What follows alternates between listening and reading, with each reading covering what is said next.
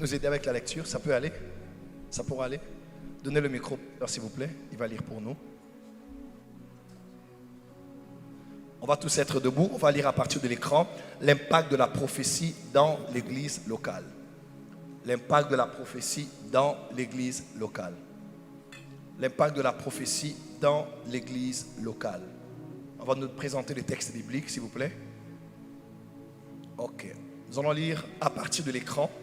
Le pasteur va lire pour nous. Pasteur, on va lire à partir de l'écran. Voilà. Est-ce qu'on est prêt? Amen. En Corinthiens chapitre 14, versets 1 à 9. Excusez-moi, est-ce qu'on est prêt? Bon, saluez tous les voisins autour de vous, juste devant, derrière, à gauche, à droite. Dis à ton voisin une parole de grâce. Une parole de grâce, une parole de grâce.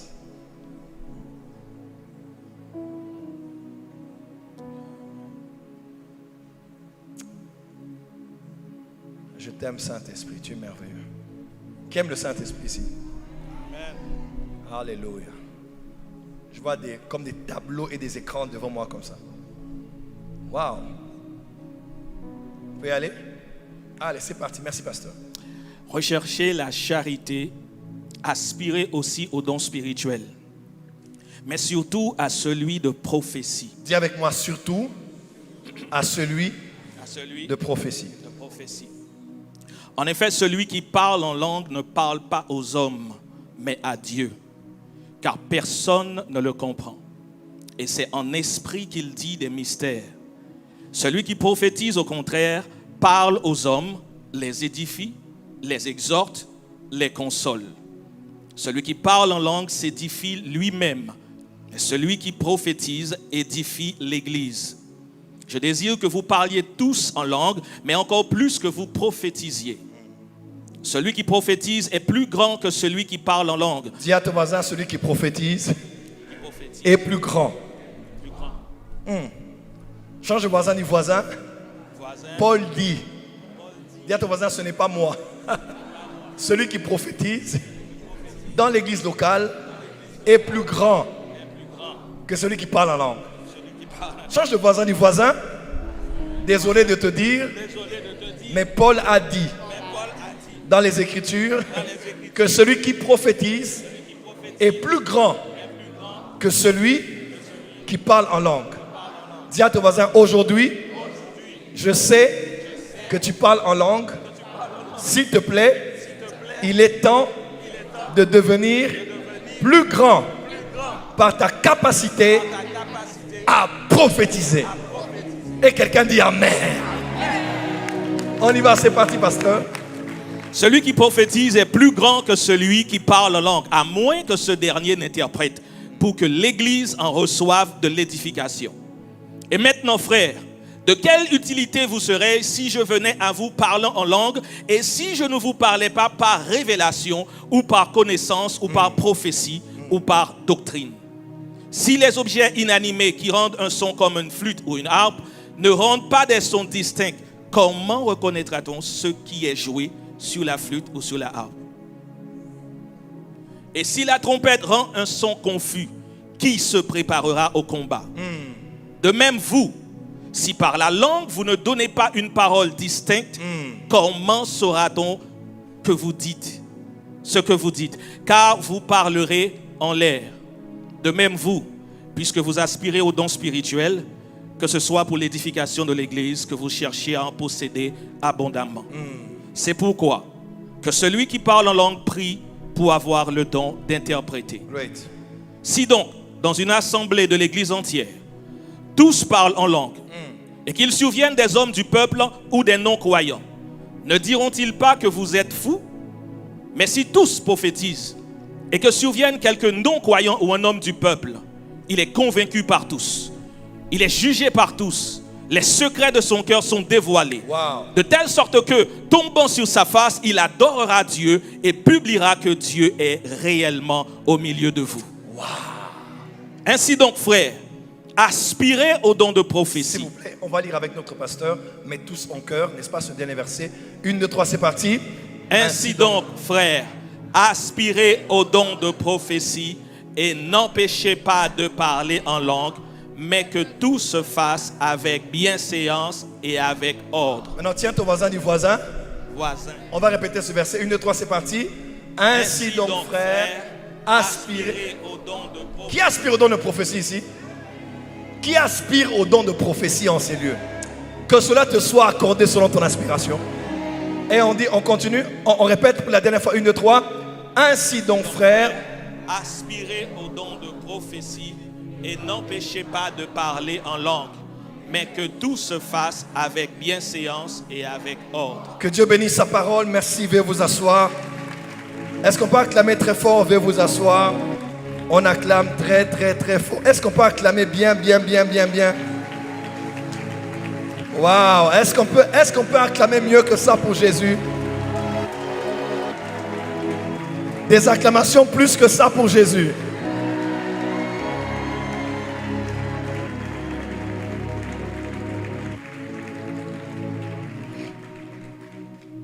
L'impact de la prophétie dans l'église locale.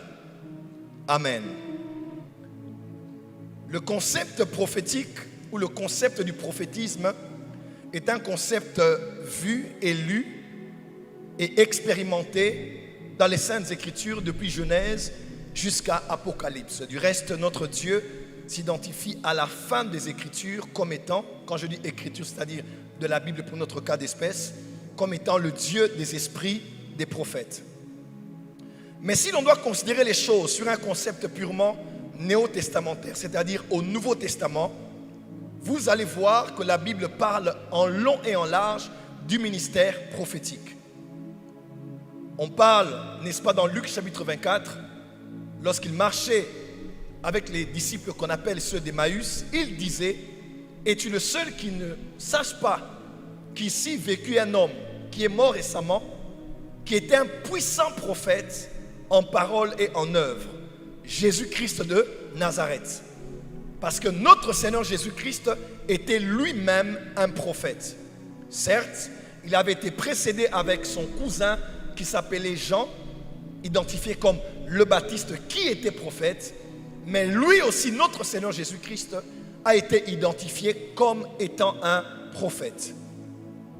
Dans Hébreux 1, verset 1, il est écrit ceci: autrefois, Dieu a parlé à nos pères par les prophètes, mais maintenant, il nous parle par le Fils.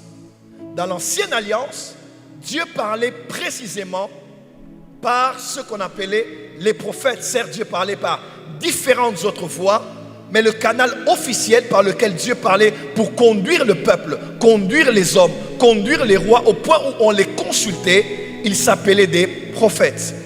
Et celui qui a écrit Hébreux dit: autrefois Dieu parlait par les prophètes, mais maintenant l'ère des prophètes, comme dans l'ancienne alliance, est finie. Aujourd'hui, la voie par excellence, c'est Christ Jésus. Quelqu'un peut dire Amen? Et dans Éphésiens 4, à partir du verset 9 jusqu'au verset 14, l'apôtre Paul, lorsqu'il explique les choses concernant le gouvernement de l'église corps du Christ, l'apôtre Paul dit que ce même Jésus qui était allé dans les profondeurs, il était allé aussi dans les hauteurs, et il a fait des dons aux hommes. Et il a fait des apôtres, quelqu'un peut dire apôtres, des prophètes, quelqu'un peut dire prophètes, des évangélistes, quelqu'un peut dire, des pasteurs, quelqu'un peut dire, et des docteurs, quelqu'un peut dire. Et il a dit, il les a tous donnés pour le perfectionnement des saints en vue de l'œuvre du ministère et de l'édification du corps du Christ. En d'autres termes, Jésus qui est prophète, qui est venu mettre fin à l'ère de l'ancienne alliance marquée par le ministère des prophètes, exclusivement voie par laquelle Dieu parlait. Le même Jésus qui est prophète dans la nouvelle alliance, lui aussi à son tour, il a inauguré une nouvelle ère d'un autre type de prophète qu'il a donné comme don à son église. Vous allez voir dans les Actes des Apôtres, il y avait des prophètes dans l'église de Jérusalem. Et on les voit comme ça dans Actes chapitre 11. Il est écrit, il y avait des prophètes qui avaient quitté Jérusalem pour aller à Antioche, parmi lesquels un d'entre eux qui s'appelait Agabus, et qui a prophétisé sur la famine qui allait arriver sur toute la terre. J'en parlerai tout à l'heure. Donc, dans l'ère du Nouveau Testament, Jésus le prophète il donne des prophètes. Et on voit que dans l'église de Jérusalem, même si on ne parle pas d'eux clairement, on peut voir qu'ils étaient là à Jérusalem. Mais on peut les voir uniquement dans Acte 11 où on dit ils ont quitté Jérusalem pour aller à Antioche. Après Acte 11, dans Acte chapitre 13, le leadership même de l'église d'Antioche n'était pas composé de pasteurs, n'était pas composé d'évangélistes, n'était pas composé, n'est-ce pas, d'apôtres, mais l'église d'Antioche avait pour leadership une composition particulière faite de docteurs et de prophètes. Donc, il y avait des prophètes à la tête de l'église d'Antioche. Et c'est probablement par l'un d'entre eux que le Saint-Esprit a parlé en disant « Mettez-moi Paul et Barnabas pour l'œuvre à laquelle je les ai appelés. » Lorsqu'on quitte Acte 11, 13 et Acte 15, on peut voir même dans Acte 15, après qu'il y ait eu ce grand concile autour d'un grand débat, puisque l'évangile quittait le milieu des Juifs pour le milieu des gentils et des nations, il a commencé à avoir des discussions autour et de la foi et de la culture. Ainsi, Acte 15, versets 1 jusqu'à 4, on précise en disant qu'ils se réunirent à cause de deux sujets principaux, les aliments sacrifiés aux idoles, et ils se réunirent aussi pour la circoncision. Après qu'ils aient eu à parler, Jacques a imposé son droit de veto. Il était probablement le pasteur de l'église de Jérusalem. Il a dit, le Saint-Esprit et nous avons décidé ce qui suit. Il a commencé à citer ce qu'ils avaient décidé. Et dans Acte 15, verset 32, il est écrit, ils ont envoyé devant eux deux hommes, Jude et Silas, et on précise qui étaient tous les deux des prophètes. Donc Jude et Silas étaient là dans ce concile apostolique et prophétique. Et on a dit, pour aller faire un travail spécifique, Jude, tu es prophète, on va te joindre à Silas qui est prophète, et vous allez tous aller ensemble en mission. Là, on est dans Acte 15, verset 32.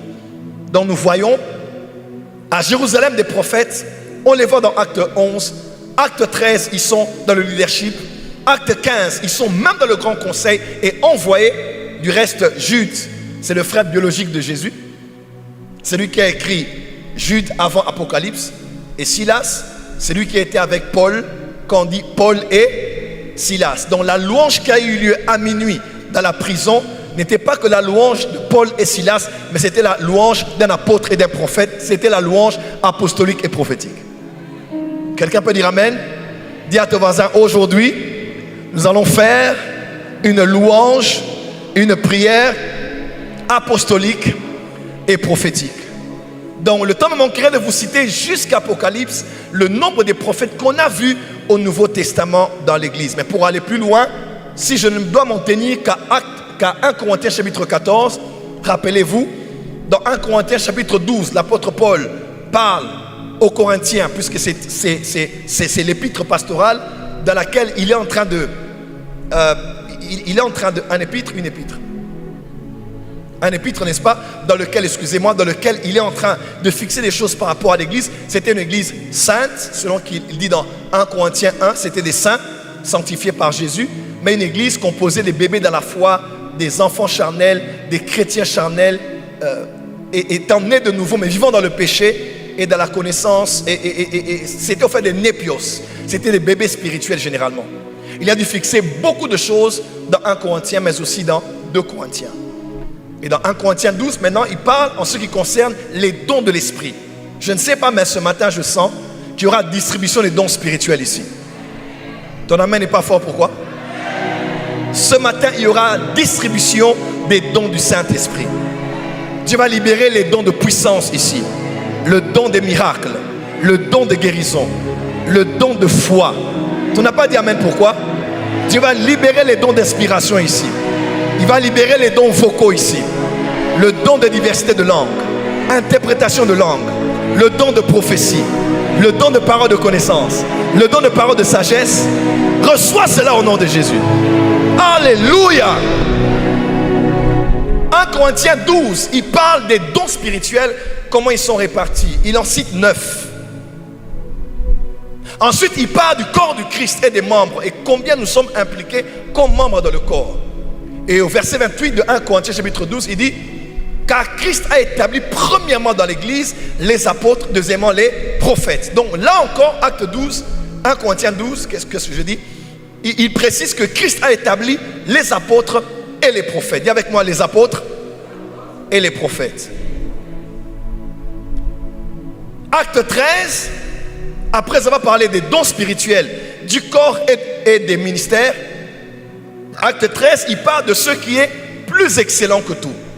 Il parle de l'amour, en d'autres termes de la charité. Ma prière que dans le corps du Christ en Martinique, au-delà des dons spirituels, au-delà des ministères, au-delà des manifestations, que nous puissions vivre dans l'amour. Car sans l'amour, même si vous prophétisez, vous êtes comme un cymbale qui retentit.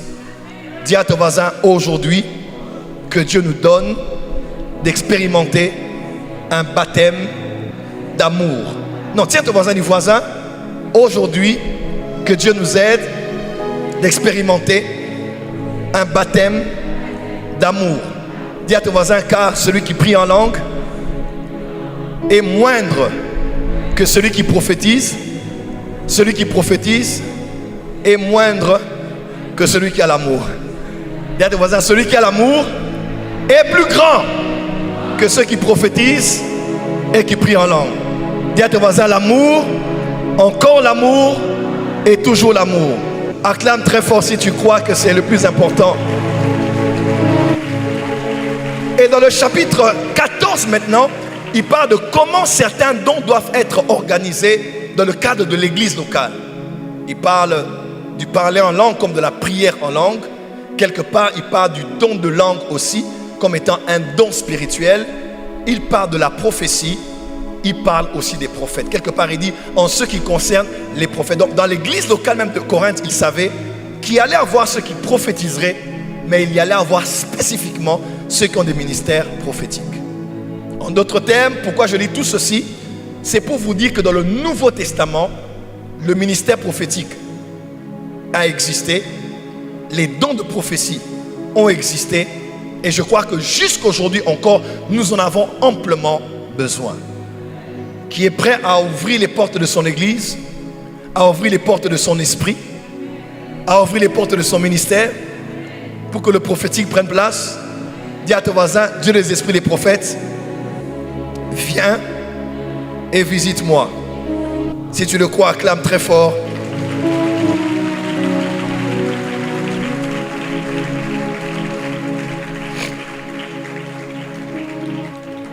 Question. Que veut dire la prophétie? Est-ce qu'on peut commencer maintenant? Que veut dire la prophétie? Avant de vous donner 9 points qui expriment l'impact que la prophétie a dans l'église locale, j'aimerais vous parler très rapidement de ce que est la prophétie. Dis avec moi la prophétie. Change de voisin. Regarde à ton voisin, dis voisin. Aujourd'hui, il s'agit de la prophétie. Qui a un don de prophétie ici? Qui a un don de prophétie mais qui ne voit plus être manifesté comme avant? Qui a d'autres dons mais qui n'a pas le don de prophétie ici? Dans tous les cas, après ce culte, vous allez prophétiser. Pourquoi la main n'est pas arrivée ici? L'apôtre Paul dit, Pierre dit, pour commenter ce que Joël a dit, oui, sur mes serviteurs et mes servantes, je répandrai de mon esprit et ils prophétiseront. Est-ce que les servants de Dieu sont là? Est-ce que les serviteurs sont là? Dis à ton voisin, oui, nous allons prophétiser. Change de voisin, dis voisin, oui, nous allons prophétiser. Non, secoue ton voisin, dis voisin, oui, nous allons prophétiser. Frappe la poitrine, dis oui, ce matin, moi aussi, je vais prophétiser. Dis encore très fort, ce matin, moi aussi, je vais prophétiser.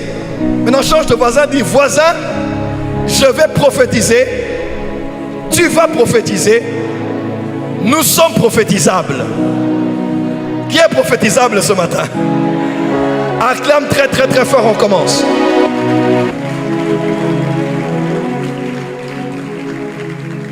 Qu'est-ce donc la prophétie?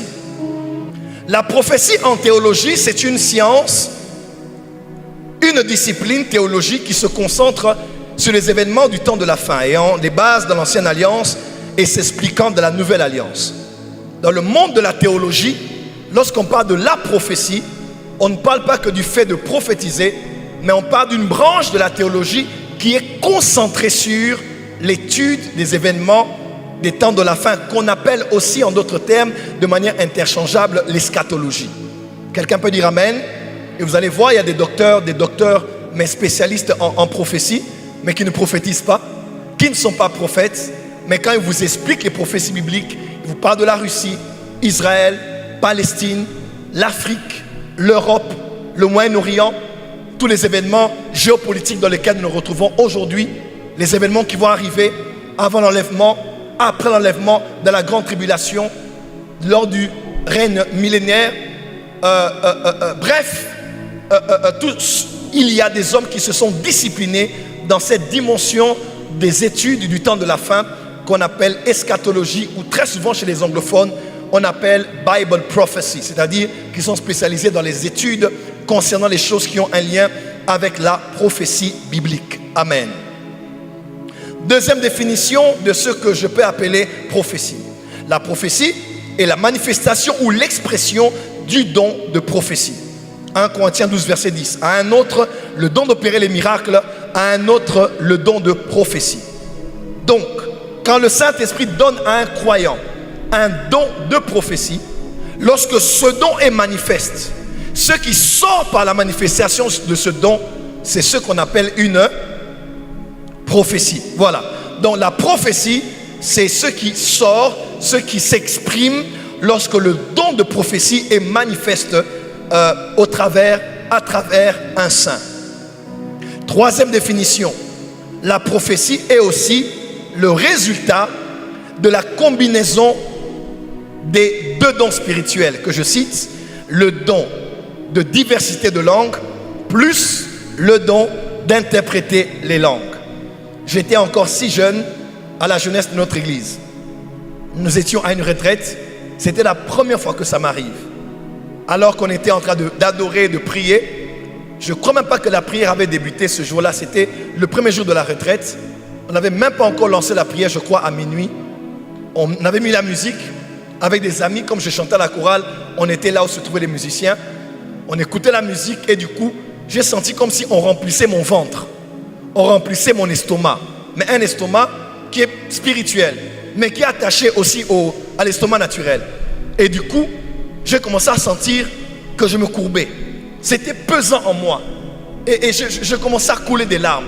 Je commençais à pleurer. J'étais saisi. Mais j'étais avec les musiciens, à la chorale. Ma prière aujourd'hui, que les choristes reçoivent quelque chose, que la musique aussi se connecte au prophétique. Tu n'as pas dit Amen, pourquoi? Et à l'instant même, ça n'avait même pas pris du temps, j'ai commencé à parler en langue. Mais les langues que je sortais n'étaient pas comme les langues que j'avais naturellement.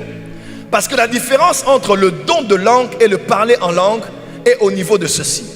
Le parler en langue est au niveau de Marc chapitre 16.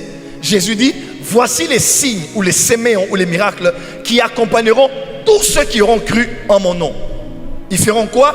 Ils chasseront les démons, ils parleront de nouvelles langues, ils imposeront les mains aux malades et les malades seront guéris. Ils prendront des breuvages mortels, et ainsi de suite. Amen, amen. Donc là, c'est un signe, c'est le signe qui est attaché à tout croyant. C'est le séméon, c'est le signe, d'où même vient le mot symptôme.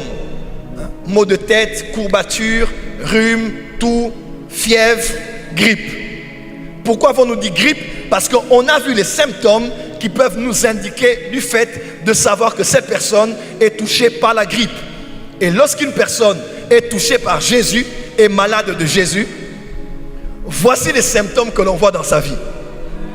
Cette personne est capable de dire démon sort. Alors tu n'as pas dit Amen. Cette personne est capable d'imposer les mains. On n'a pas dit de prier, on a dit d'imposer. Parce que la vie de Dieu n'a pas besoin que tu parles.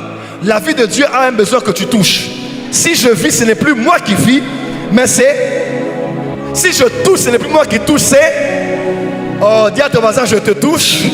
C'est Jésus qui t'a touché. Et il a dit, ils prieront dans de nouvelles langues. Ils parleront de nouvelles langues. Quelqu'un peut dire amen. Je suis martiniquais, je sais parler créole, je sais parler français. Je suis américain, je sais parler anglais. Je suis congolais, je sais parler français, je sais parler lingala, swahili, kikongo, chiluba, kitetela. Il y a des congolais dans la salle. Vous êtes partout, vous. Les envahisseurs. C'est nous. Est-ce qu'on peut acclamer pour mon beau pays, la RDC? C'est le Congo qui vous a donné Joël Francis. Donc, célébrez Dieu pour ce pays. Ce n'est pas un pays ordinaire, c'est un pays spécial. Quelqu'un peut dire amen? Balance la main, dit Seigneur, je suis là. Dans le prier, le parler en langue là, la prière en langue, ce n'est pas un don, c'est une évidence. Si je suis francophone, je parle français. Je suis né en France, je suis reconnu linguistiquement par la langue française que je sais parler et articuler. Quand je suis né de nouveau, comment? Je suis né dans le royaume de Dieu, je dois être identifié par une langue. Et la langue de chez nous, c'est le Rakiyama Soprakiamaze, Kalepa la Kola Samare. Quelqu'un peut dire amen très fort. Et ça, c'est pas un don. Ça, c'est une évidence. Si tu ne parles pas langue ici, tu vas parler langue aujourd'hui. Et ces langues-là s'expriment généralement quand nous sommes baptisés de l'Esprit. Généralement, quand nous sommes baptisés de l'Esprit, nous parlons dans ces langues et ces langues restent dans notre esprit et fixées à nos automatismes, sont fixées les langues à nos automatismes et on peut nous-mêmes les parler à volonté. Qui parle en langue ici? Allez, commence à parler en langue. Merci. Quelqu'un dira, mais est-ce que le Saint-Esprit t'a dit? Tu n'as pas besoin qu'il te dise. Paul dit, je parlerai en langue, je chanterai en langue.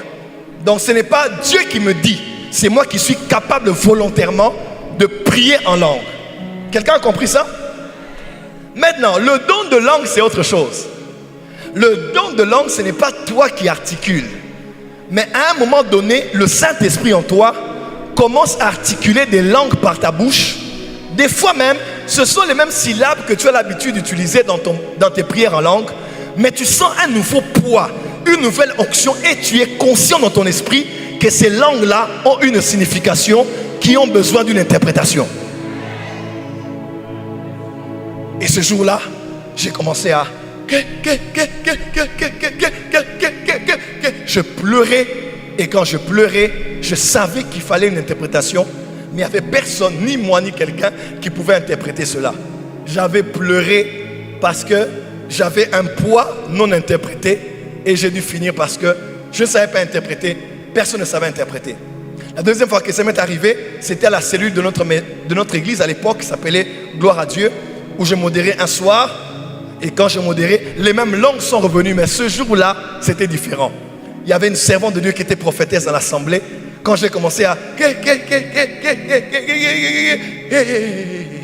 Ça descend et puis la femme s'est levée. Ainsi parle l'Éternel des armées.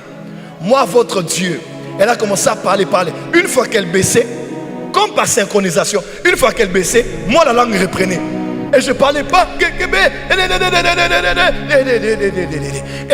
Elle commence à expliquer. Moi, notre Dieu, je vous instruis en vous disant ceci. Faites ceci, faites cela. Et c'était, je montais, elle descendait, je montais. Et la fois où j'ai senti le poids se terminer en moi, j'ai libéré des paroles. Elle a aussi interprété et elle a dit, ainsi parle l'Éternel des armées. Je n'avais rien dit, mais quand j'ai arrêté, elle aussi, elle a arrêté.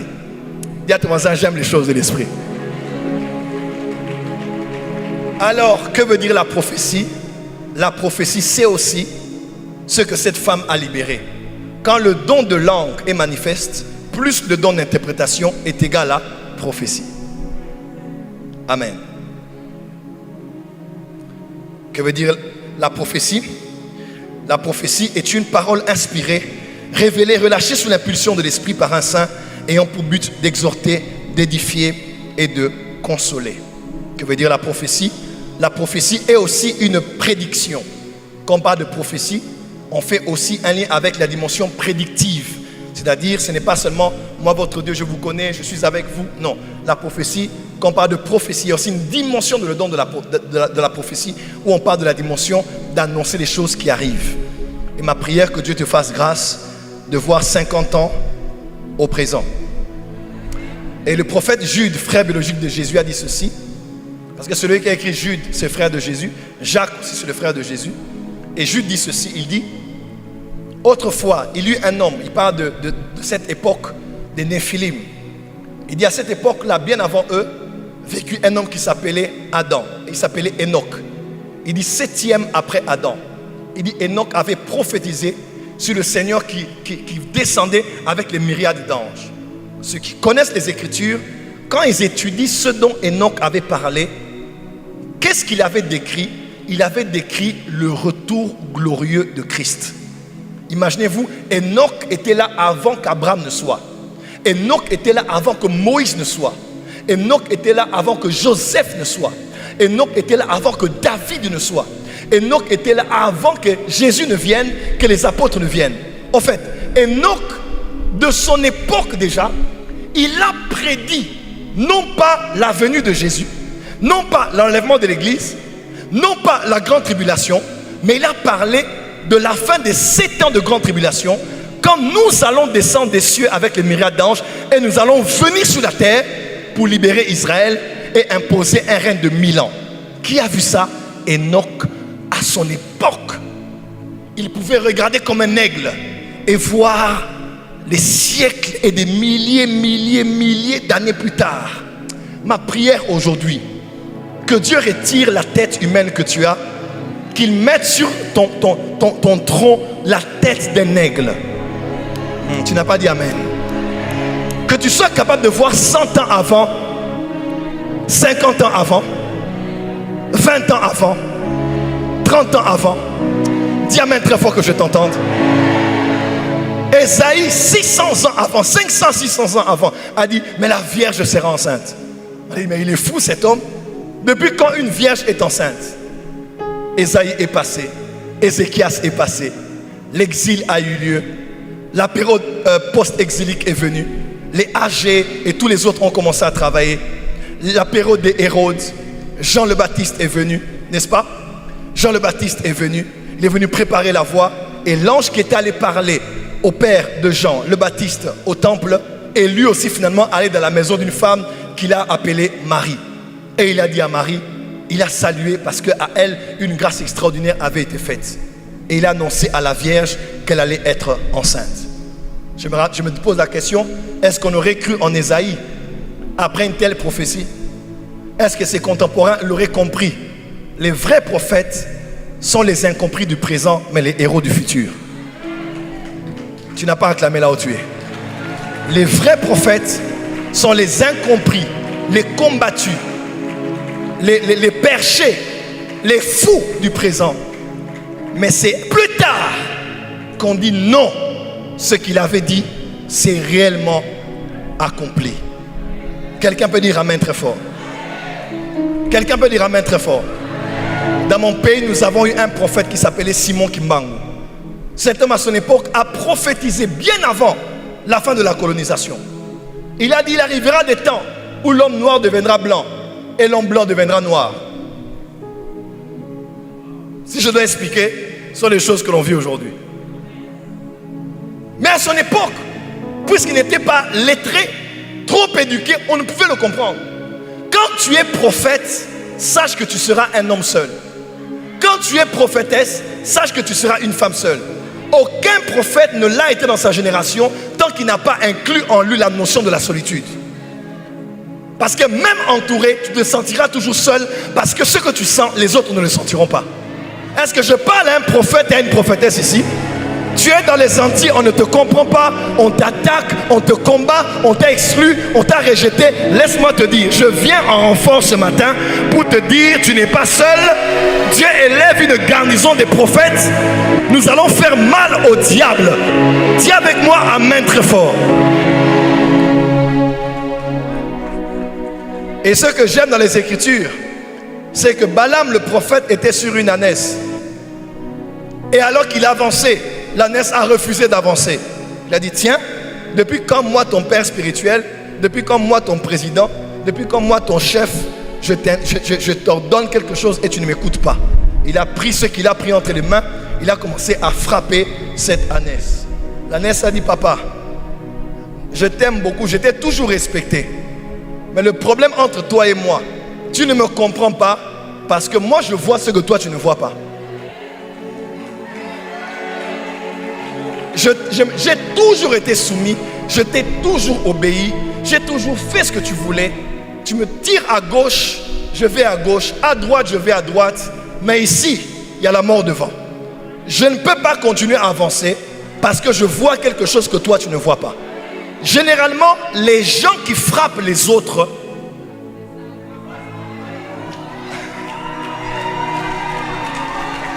est-ce que je parle à une ânesse ici? J'ai toujours respecté le plan de l'église. J'ai toujours respecté ce que vous demandez à l'église. Mais des fois, vous me voyez être résistant. On peut me traiter de rebelle. Je ne suis pas rebelle de nature. Mais parce que j'ai les yeux spirituels ouverts. Et je ne peux pas accepter d'avancer alors que je vois un danger devant moi. Et c'est ceux qui ne voient pas qui attaquent ceux qui voient. Et aux Caraïbes, on a attaqué ceux qui voient. Alors qu'ils ne sont pas rebelles, ils ne sont pas méchants, ils ne sont pas mauvais, mais ils ont seulement eu les yeux spirituels ouverts.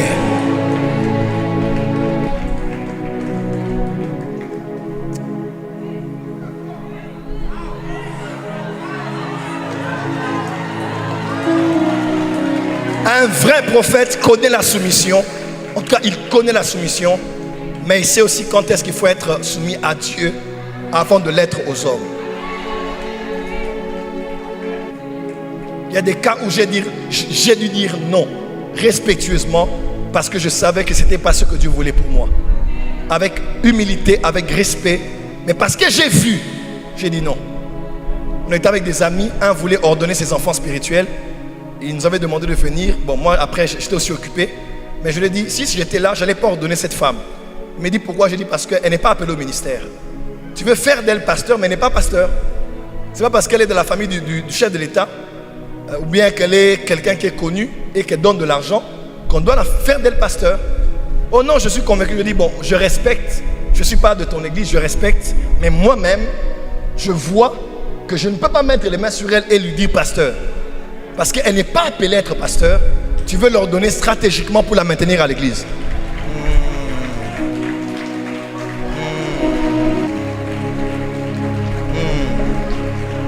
Donc j'aime mon ami, je respecte mon ami, mais je dis là, moi je vois, elle n'a pas l'appel d'être pasteur.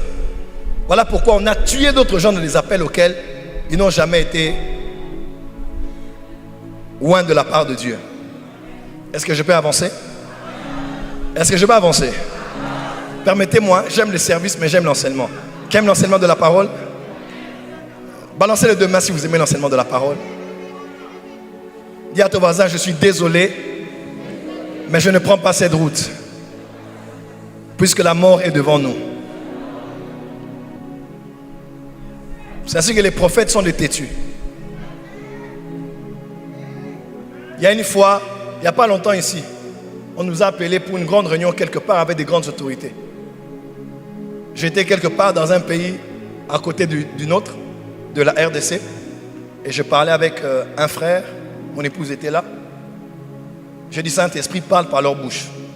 J'étais invité, les autorités allaient être là, et ils m'ont tous dit, même l'homme de Dieu m'a dit, c'était même l'apôtre Yves même qui m'avait dit, Castano, il m'a dit, non, tu ne dois pas aller à ce programme. J'ai dit, Seigneur, mais il y a des avantages. Je ne dis pas que Dieu n'était pas là-bas. Je dis seulement que, des fois, pour toi, Dieu ne veut pas. C'est bien pour les autres, mais pour toi, Dieu ne veut pas. Des fois, c'est pas que Dieu ne veut pas parce que c'est mauvais. Des fois, Dieu ne veut pas parce que ce n'est pas le temps.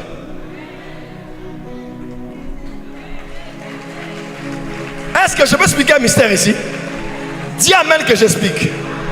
Dis à ton voisin, le temps de Dieu. Lorsque Élisée parle à Géasi, il dit, Géasi, pourquoi tu allais prendre l'offrande du général Naaman? Pourquoi tu as pris? Pourquoi? Il dit, pourquoi tu as pris? Vous vous rappelez de cette histoire? Géasi allait à l'arrière, il a pris les offrandes, il est parti avec, il a caché. Il dit, mon esprit n'était pas absent. Et puis il dit ceci, dit, mais pourquoi as-tu pris cela avant le temps? Donc le problème, c'est pas que Dieu ne voulait pas rémunérer Géasi et son père, mais ce n'était pas le temps pour Géasi de prendre cela. Et l'histoire biblique a prouvé que la lèpre,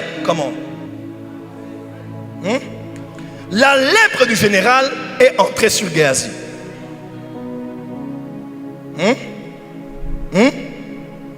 L'histoire biblique même révèle que les 4 lépreux de la Bible là, c'était probablement Géasi et ses 3 fils.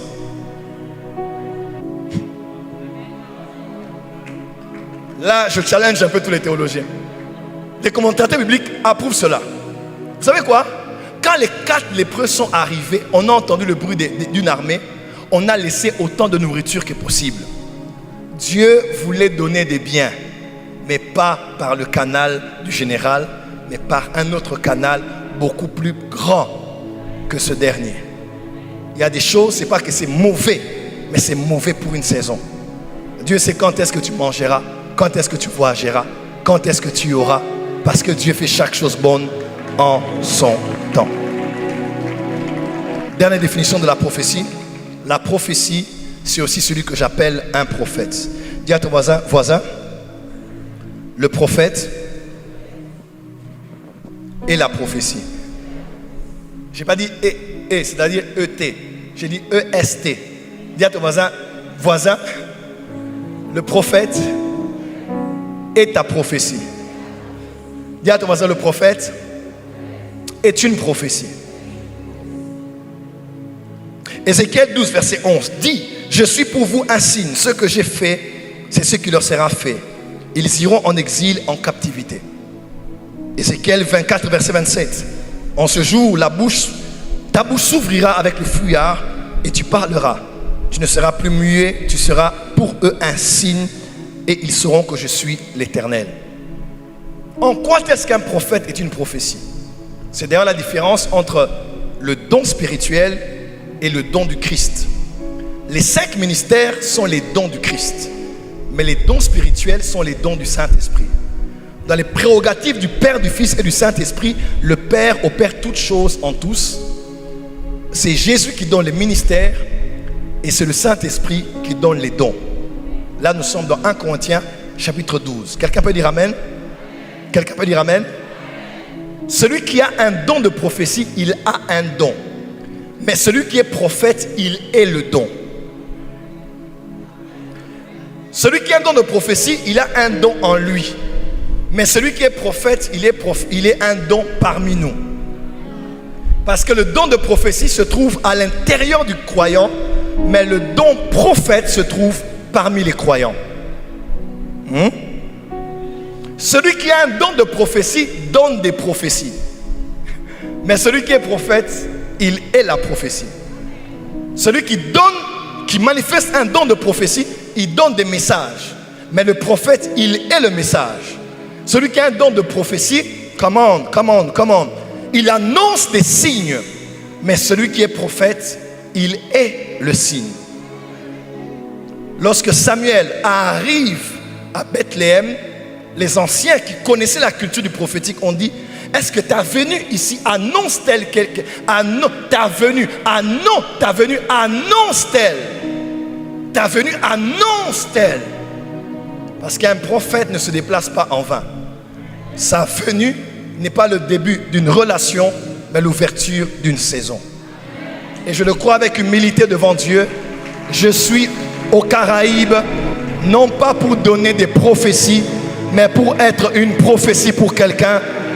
Que la saison dans laquelle tu te trouves vient d'expirer et que Dieu t'ouvre une nouvelle saison financière, je parle à qui ici? Matérielle, spirituelle, à tous les niveaux. Dis avec moi: je reçois. Dis encore: je reçois. Dis plus fort: je reçois. Dis à ton voisin: mon prophète et ma prophétie. Change de voisin, dis: un prophète est une prophétie. Dis à ton voisin: un prophète est un message, est un signe, est un présage. Dis à ton voisin: un prophète est une prophétie ambulante.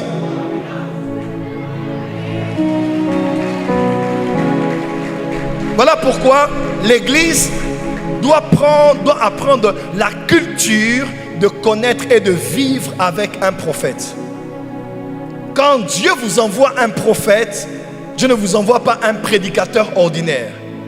Dieu vous envoie un porte-parole du conseil céleste qui vient sur la terre pour situer l'Église par rapport au temps eschatologique durant lequel l'Église se trouve, en illuminant des vérités scripturaires pour donner des directives et des orientations au corps du Christ. Un prophète est un message de Dieu. Jésus a dit, celui qui reçoit un prophète en qualité de prophète. Si tu reçois un prophète en qualité de ton ami de l'école, tu recevras la récompense des amis de l'école. Si tu reçois un prophète en qualité de ton mari, tu recevras la récompense des maris.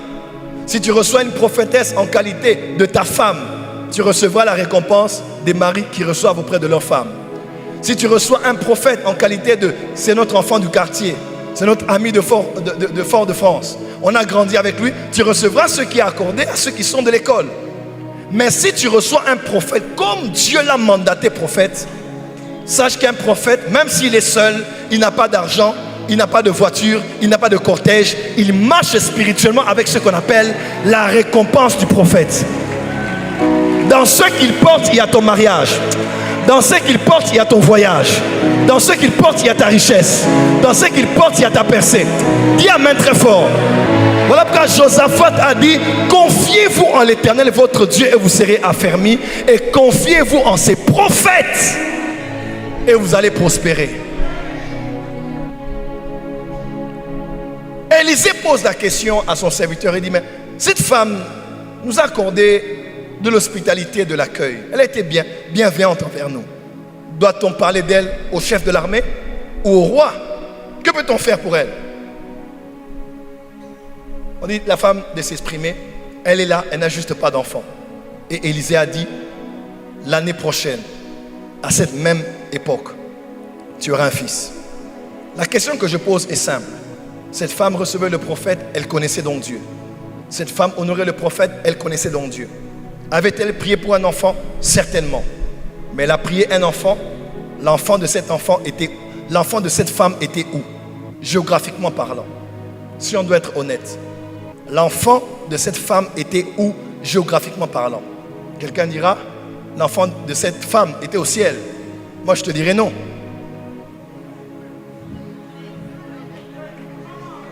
L'enfant de cette femme était dans la bouche d'Élisée. Des fois tu pries, mais tu regardes dans la mauvaise direction.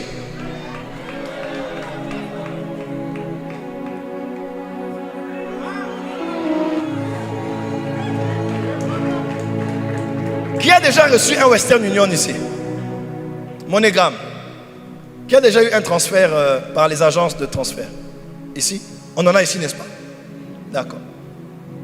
Quand une personne aux États-Unis te dit, je t'ai envoyé de l'argent, je t'ai envoyé 10 000 euros, disons 5 000 euros, l'argent de cette personne n'est plus aux États-Unis.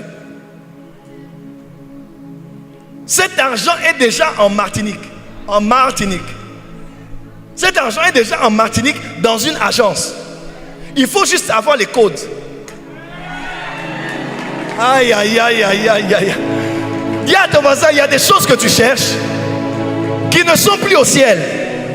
Dieu les a déjà transférées dans une agence qu'on appelle prophète. Il te suffit d'avoir les codes. Aïe. Il te suffit d'avoir les principes. Il te suffit d'avoir les clés. Tu pourras, aïe, aïe, aïe, aïe, aïe, aïe, aïe, aïe, tu pourras retirer le miracle que tu attends. Ce matin, Dieu a mis en moi quelque chose pour toi. Que ce qui est en moi pour toi te soit accordé. Que ce qui est en moi pour toi te soit donné. Et un des codes, une des clés qui fait que l'on reçoive d'un prophète, c'est ce qu'on appelle l'honneur. Je suis du fin fond de mon cœur serviteur de Jésus-Christ. Jamais je n'accepterai que quelqu'un me glorifie, que quelqu'un me vénère, jamais de la vie. Mais je sais aussi qu'en tant que prophète et avec la grâce prophétique, nul ne peut recevoir de Dieu par moi sans m'avoir honoré moi-même. Ce n'est pas de l'orgueil, ce n'est pas avoir une trop haute opinion de soi, c'est connaître les principes de la parole de Dieu. Une fois, j'étais invité chez nous, au pays, dans une église. C'était derrière Limité, on appelle ça Kingabois. Sur la chaire, une femme est venue, elle modérait. Et elle a pris le micro, elle a dit, bon, nous allons bientôt recevoir le prédicateur et nous allons prier Dieu pour son serviteur qui viendra prêcher. Prions le Seigneur. Les gens ont commencé à prier. Quand elle a terminé, elle a élevé la voix, elle a dit, Seigneur, ton serviteur arrive, il n'est rien, il n'est qu'un instrument, que lui disparaisse, que l'on te voie, que lui s'efface, mais qu'on te voie toi seul. Nous ne sommes pas venus pour un homme, nous ne sommes pas venus pour lui, nous ne sommes pas venus pour quelqu'un, nous sommes venus pour toi. Nous voulons te voir, Jésus, que l'homme de Dieu disparaisse. Et moi j'étais assis, donne-moi la chaise. Que l'homme de Dieu disparaisse. Seigneur, c'est toi, c'est pour toi que nous sommes là. Nous ne sommes pas là pour un homme. Et moi j'étais assis, je sais que ce qu'elle dit c'est vrai, mais je ne comprenais pas aussi ce genre de prière. Parce que quand on reçoit un invité, on ne dit pas qu'il est rien. On peut aussi prier différemment. Tu nous as fait la grâce de nous donner un don. Tu nous as envoyé quelqu'un par qui tu nous parleras. Tu vois, ça dépend de comment tu perçois l'homme de Dieu. On m'a donné le micro, j'ai dit, je ne suis rien. Je vais m'effacer et que Jésus parle.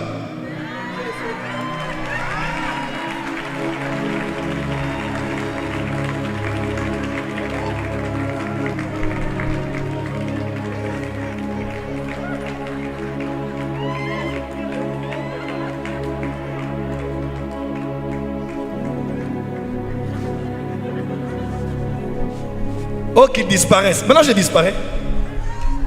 Voilà, il y a des prières dans la francophonie qu'on fait qui n'ont pas de sens. Le fond est bon, mais des fois, il faut la compléter de beaucoup d'autres choses. Il est écrit, béni soit celui qui vient au nom du Seigneur.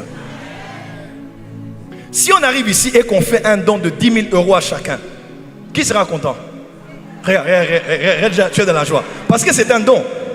Mais est-ce que tu sais que les 5 ministères sont des dons? Autant tu es content pour 10 000 euros pour un don de parcelle, un don des hectares, un don d'avion, un don des instruments, un don de... Tu dois être content quand Dieu t'envoie son prophète. Et je dis, moi, je disparais. Maintenant que Jésus prenne le micro et prêche. Non, c'est la vérité. Si vous voulez l'humilité. Maintenant, moi là, j'efface. Jésus parle.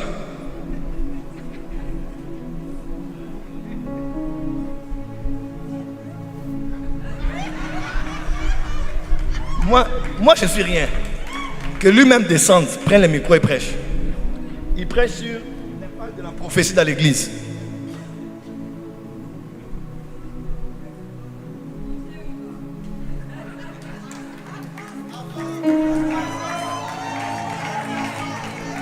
Vous voulez entendre Jésus maintenant?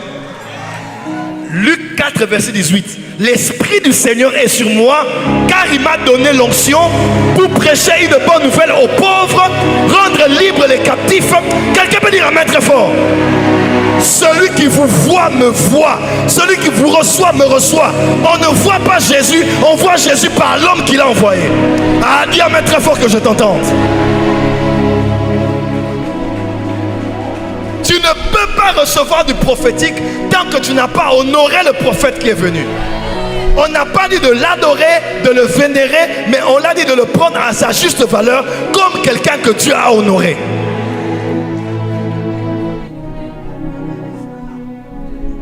Et dans la francophonie, il faut qu'on arrête avec ça. Je ne refuse pas qu'on m'appelle Joël. Mais généralement, quand on appelle quelqu'un par son prénom, sans lui parler par sa fonction, même si je ne suis pas derrière les fonctions, des fois on oublie. On vous appelle comment, pasteur?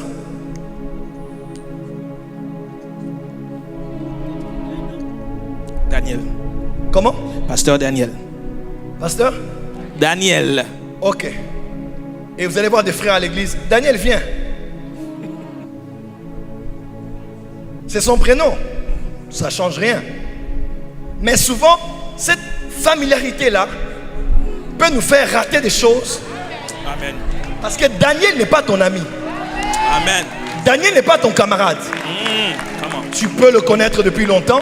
Écoutez-moi, un chef d'État, même si tu as étudié avec lui à l'université, Le jour où il devient président, il n'est plus quelqu'un à ton niveau. Ah, go. Oh, seulement on va te mettre en prison. Pourquoi? Il y a l'immunité. Il y a un mystère qui entre autour de lui. On l'appellera pasteur Daniel. Pas parce que c'est le pasteur qui fait de lui, mais pour nous rappeler à nous que nous sommes des brebis et que lui il est pasteur. Amen. La francophonie a eu trop de familiarité.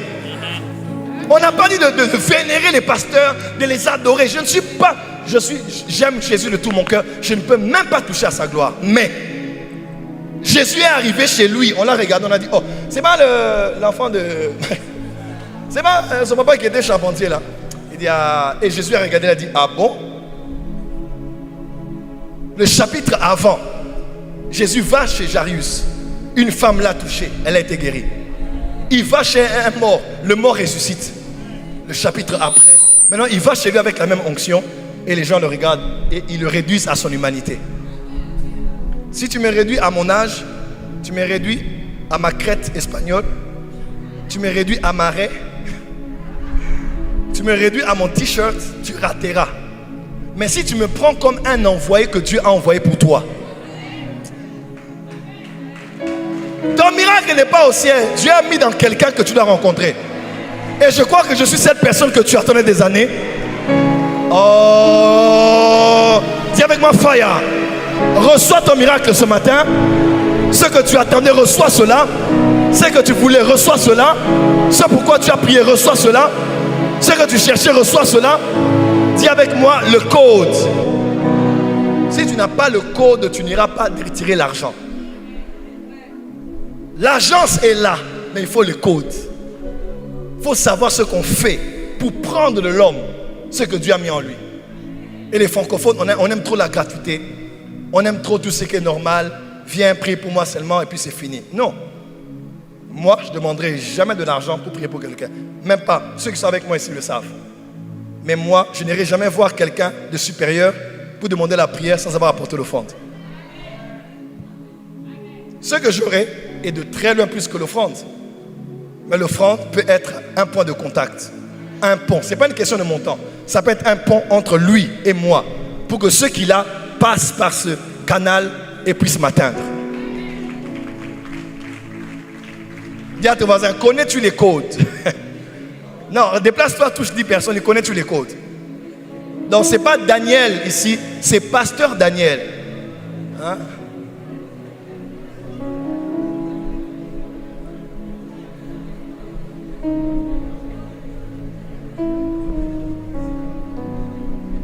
Dis à ton voisin, connais-tu les codes, les codes, les codes?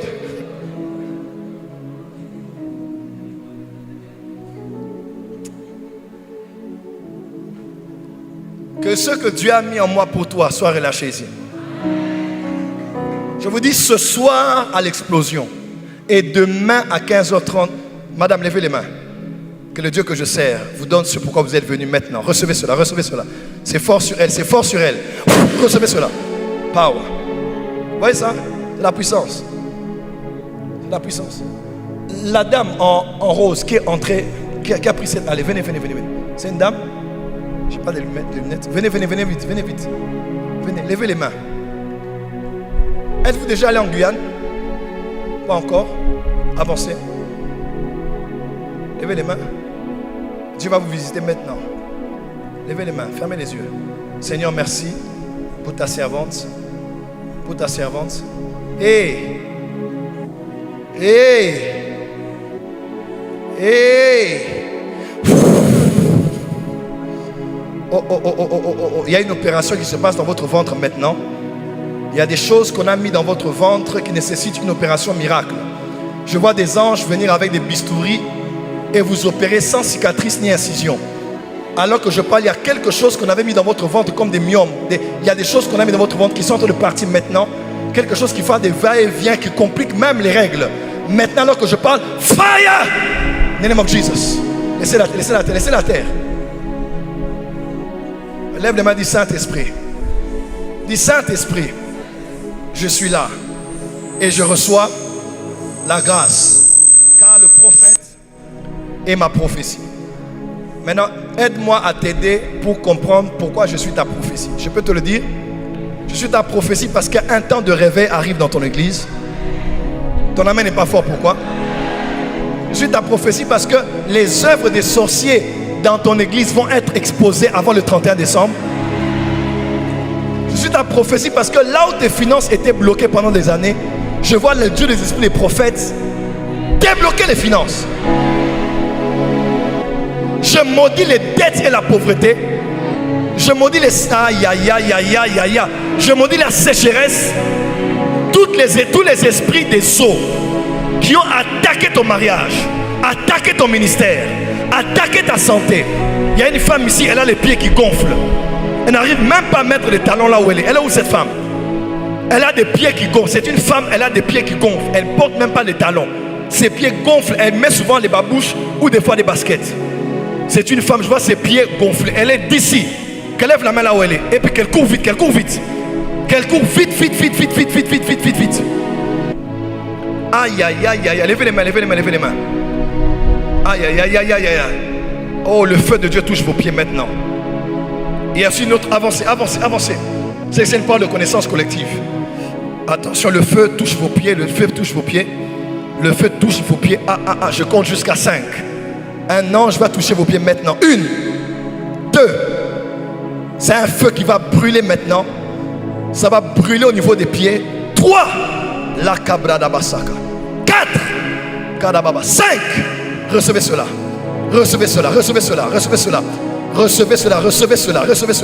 Il y a quelque chose qui brûle au niveau des pieds maintenant. Balance les mains là où tu es. Commence à prier en langue. Commence à prier en langue. Je ne sais pas si je terminerai l'enseignement du jour, mais commence à balancer les mains et à prier en langue. La rabasa kabrada baseke. La rabababa shakarababase. Rabababa. Pasteur Joly et évangile Myriam, priez pour ces femmes au niveau des pieds. Rhumatisme, tu pars. Tu lâches. Il y a des pieds qui vont être dégonflés miraculeusement maintenant. Aïe, aïe, aïe, aïe, aïe, aïe, aïe, aïe. Korababa shaka. Prie le plus fort.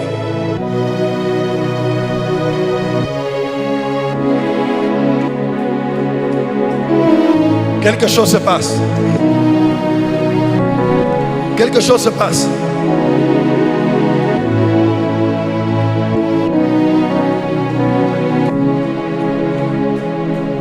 Quelque chose se passe. Quelque chose se passe. Quelque chose se passe. Quelque chose se passe. 60 secondes, 60 secondes. Maintenant, commence à battre les mains et après 60 secondes.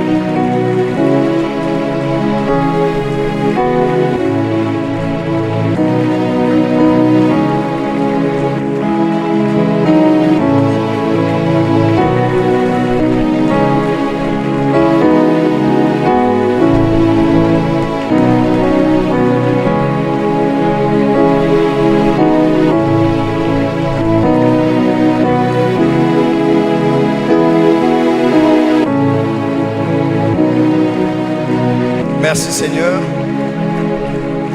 Bas les mains une fois, 2 fois, 3 fois. Dis mon Père, aujourd'hui, je décide de laisser libre cours au mouvement prophétique dans ma vie, dans mon église, dans mon ministère et dans ma famille. Au nom de Jésus-Christ. Amen. Acclame très fort, c'est fait.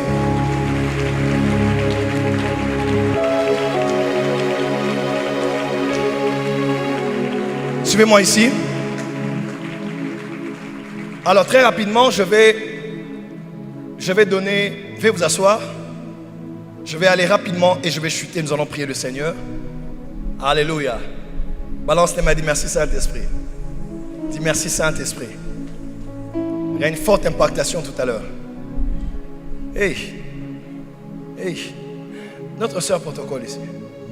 Oui, venez. Montez.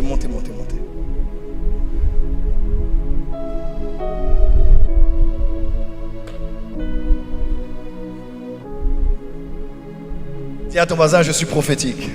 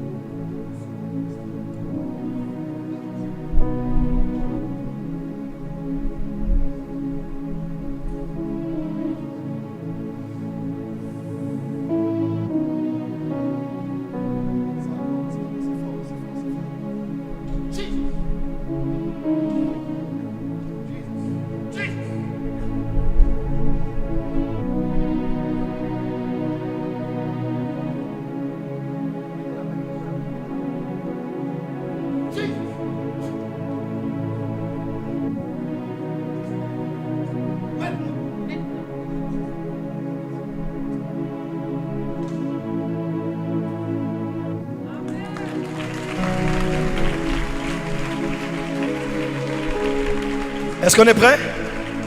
Est-ce qu'on est prêt? Balance mes mains. Est-ce que tu es prêt ici? Allez, je vous propose 9 choses. Peut-être que je ne dirai pas tous les 9, mais on va aller rapidement. 9 choses qui expriment l'impact de la prophétie dans l'église locale. Est-ce qu'on est prêt? Allez, c'est parti. 9 avantages de la prophétie. Hey, comment? Doucement les amis. 9 avantages de la prophétie dans l'église locale. 9 avantages de la prophétie dans l'église locale.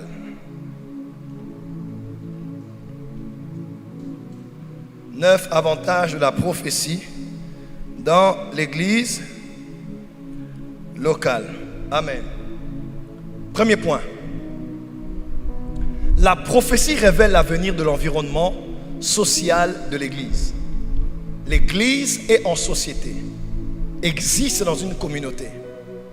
Tant l'église universelle étendue dans les nations que l'église locale. Ainsi, on parlait de l'église d'Éphèse. Ce n'était pas Éphèse l'église, mais c'était l'église qui était dans la ville d'Éphèse.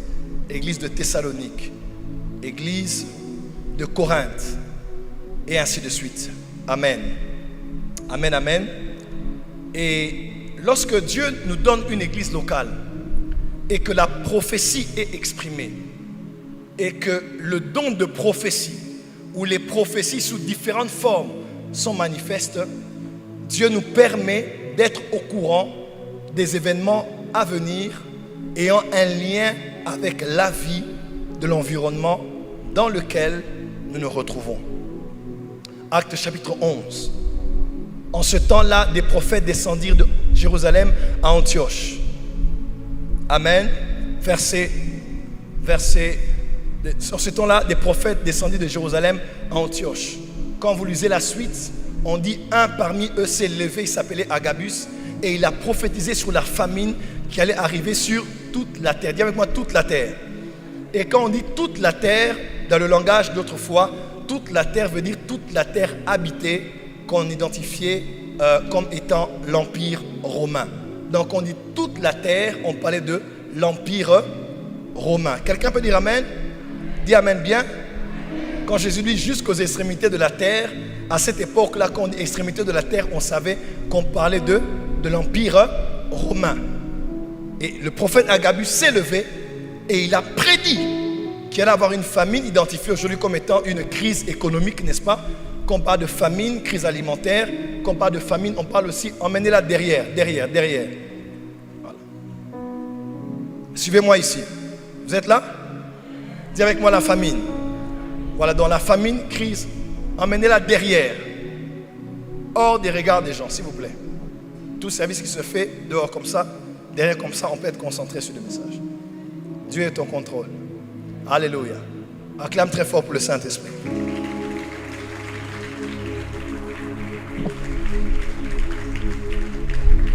Qu'est-ce qu'il y a?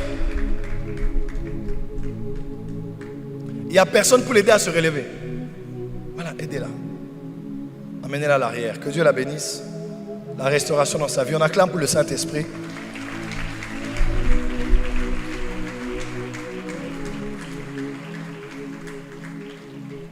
Amen. Amen. Dans le plan de Dieu, et lorsqu'on a vu la famine arriver, on a su qu'il y avait un prophète qui avait prophétisé et qui avait annoncé cela. Donc la prophétie doit aller aussi au-delà des individus, au-delà des églises locales. La prophétie doit aussi toucher les événements socio-économiques, culturels attachés à notre environnement. Je crois que les temps arrivent où, avant d'écouter la radio, avant de suivre Al Jazeera, France 24, avant de suivre TV5, avant de suivre CNN, quoi encore? Voilà, la chaîne dont vous parlez. Lorsque les hommes, le commun des mortels, suivra ces chaînes et entendront parler des informations, nous ne serons pas surpris, parce que dans nos églises locales, Dieu va susciter des prophètes et des vrais dons de prophétie qui vont nous annoncer des événements avant que nous puissions les voir sur les réseaux sociaux. Quelqu'un peut dire Amen très fort. Parce que Dieu veut que sa maison soit aussi une maison prophétique. C'est-à-dire un lieu où on est au courant avant que les événements n'arrivent. Parce que cela aussi est le dessein de Dieu, et aussi attaché à la gloire que Dieu a. Dans Ésaïe, il dit qui est ce Dieu qui dit des choses et qui les fait arriver comme lui. Ouais, Dieu aime tirer la gloire. Lorsqu'il a dit quelque chose et ça s'est réalisé, Dieu prend plaisir et Dieu tire la gloire de cette chose. Amen. Donc nous avons besoin de la prophétie pour toucher aussi aux événements qui entourent notre environnement. Michée 5, verset 2. Ici, Michée a prophétisé sur quelqu'un qui allait être suscité par Dieu dans la ville de Bethléem. Je crois que les prophètes doivent aussi prophétiser. Les prophéties doivent aussi annoncer les prochaines stars qu'on aura ici en Martinique. Les prochains hommes d'État, les prochains hommes de guerre, les prochains influenceurs. Et je crois que c'est la saison de Dieu. Quelqu'un peut dire Amen très fort. Et dans Luc chapitre 23, verset 21, verset 20, il est écrit: lorsque vous verrez Jérusalem investie par d'autres armées, sachez alors que la désolation est proche. Certes, cette prophétie a un aspect beaucoup plus lointain, n'est-ce pas? Mais cette prophétie était attachée à 70 ans après la venue du Christ, lorsque Jérusalem a été détruit, le temple a été détruit par l'invasion des Romains. Amen. Donc 70 ans avant, Jésus avait annoncé ça, Jésus avait prédit cela. Quelqu'un peut dire Amen très fort. Que Dieu libère sur toi une grâce qui te permet d'être le prophète de la nation, le prophète de ton île, le prophète de ta région, le prophète de ton quartier, le prophète des Caraïbes, le prophète des Antilles françaises, le prophète des grandes Antilles, dans le nom de Jésus-Christ. Tu acclames très fort parce que Dieu te l'accorde. Deuxième avantage dans l'église. Deuxième, la prophétie révèle la destinée des étoiles dans l'église locale. Acte 21, versets 10 à 11. Comme nous étions là depuis plusieurs jours, un prophète nommé Agabus descendu de Judée et vint nous trouver. Il prit la ceinture de Paul, se lia les pieds et les mains et dit: voici ce que déclare le Saint-Esprit. L'homme à qui appartient cette ceinture les Juifs le lieront de la même manière à Jérusalem et le livreront entre les mains des païens. Amen. Ici se trouvait dans cette communauté un homme qui s'appelait Paul. Et il y a quelque chose qui était censé l'arriver, attaché à la ville de... Attaché...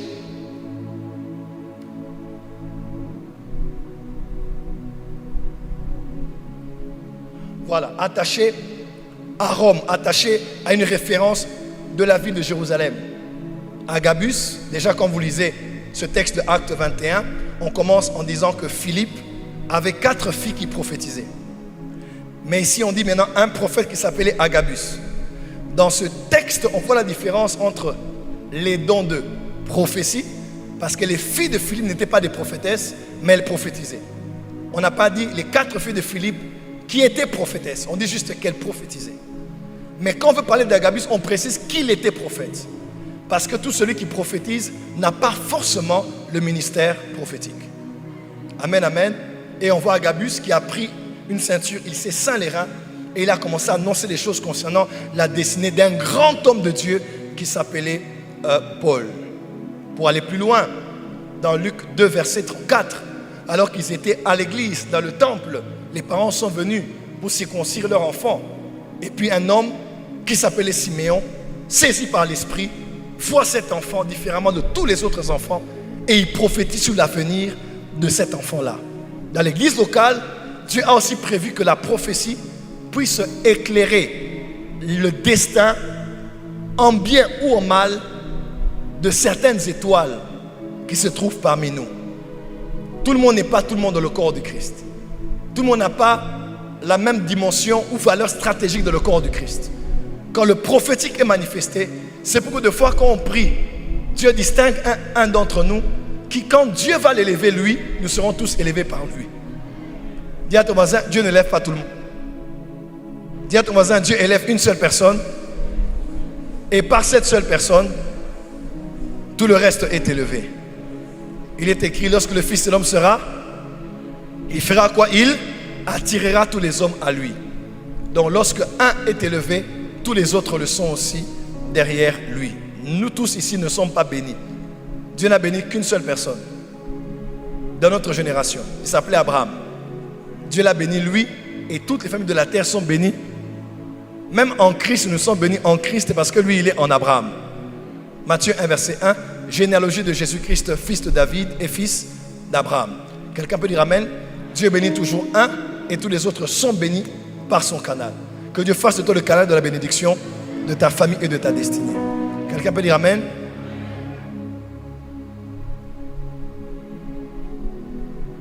Barclay.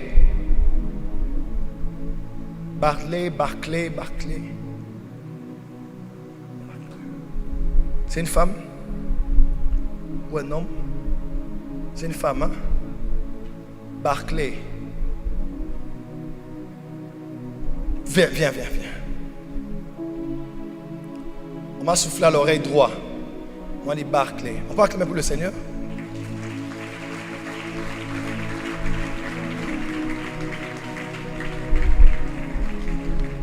Ça va? Oui. Et par exemple, cette femme, elle n'est pas comme tout le monde. Cette femme, c'est une étoile. Oui? Êtes-vous marié? Êtes-vous marié? Pas encore, non. Pourquoi? Pourquoi?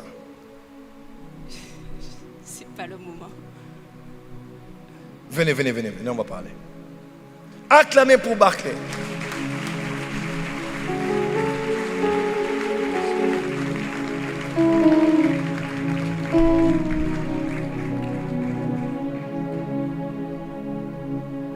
Est-ce que vous avez demandé à Dieu que je parle sur vous? Oui? Ouvrez les mains. Pourquoi n'êtes-vous pas marié?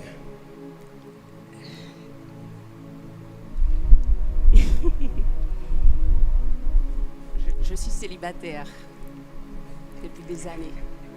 Célibataire depuis des années. Je suis votre prophétie aujourd'hui.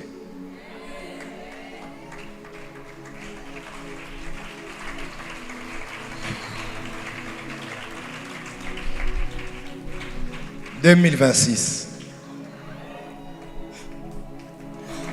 Il y a la jalousie.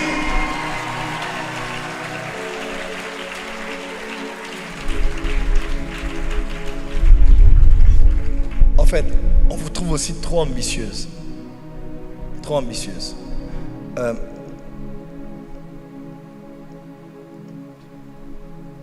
Non, elle, je dois prier pour elle. Le soir même, je dois commencer la prophétie sur vous. Tu vois, quand je monte le soir, qui sera là le soir? Dis à ton voisin ce soir. Boum. Là, c'est avec les pasteurs. Donc, mais le soir, dis avec moi fire.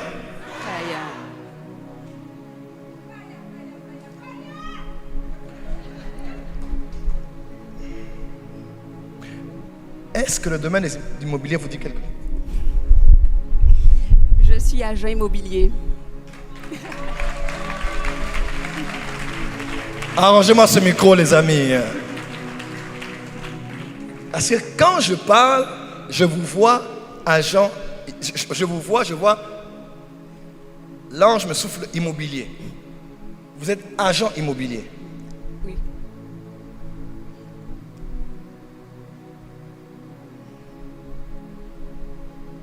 Donnez-moi un papier, un bic.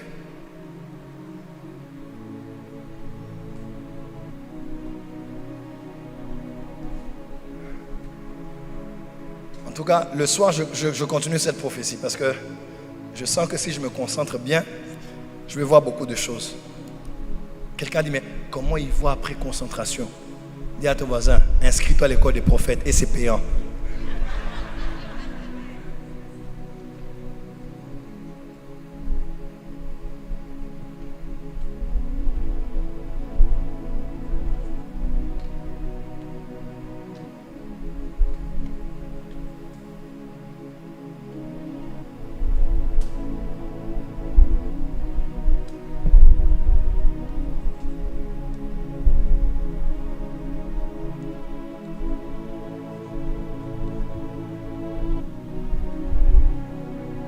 Ça vous dit quoi?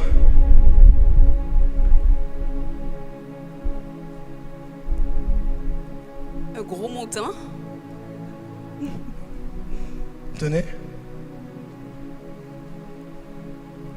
Je dis Hein? Dites-moi ce que vous lisez. 661 000 euros.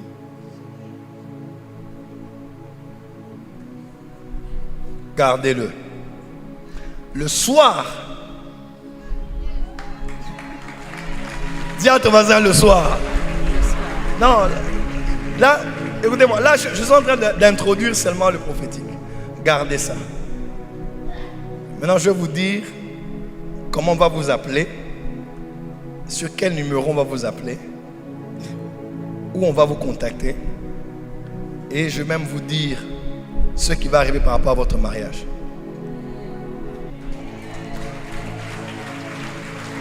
L'homme qui va épouser cette femme va épouser une millionnaire. C'est moi qui vous dis, hein. Il faut se marier par intérêt aussi un peu, donc. Les hommes, mes fils qui êtes célibataires là, ouvrez les yeux. Le bonheur est juste à côté de moi ici. Cette femme, elle a la grâce de Dieu. En fait, vous n'êtes pas célibataire parce que vous êtes maudite ou parce qu'il y a des esprits de célibat. Non. Mais parce que Dieu vous a gardé pour un roi.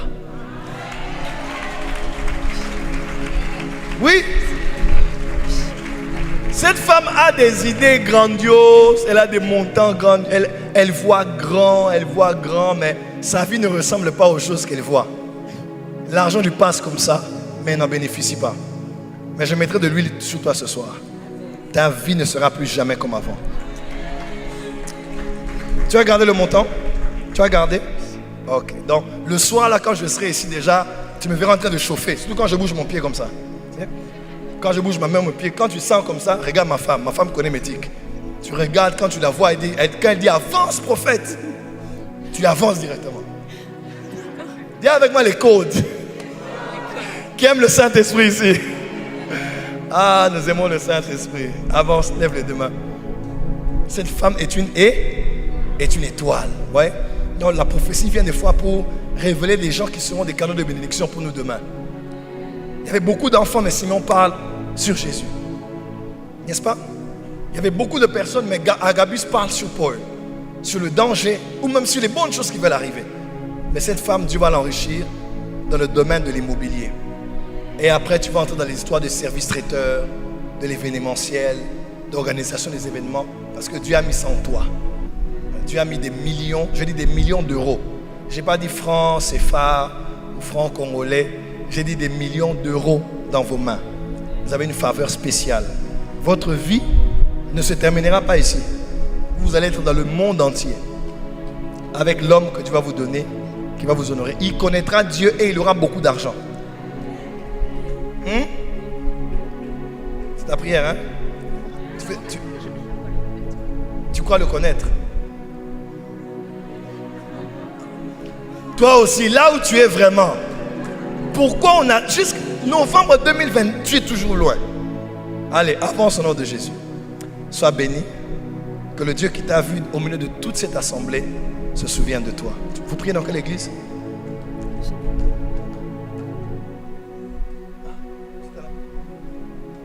Vous étiez dans...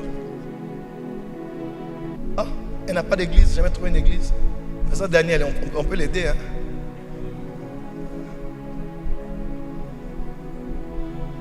Venez, pasteur Daniel.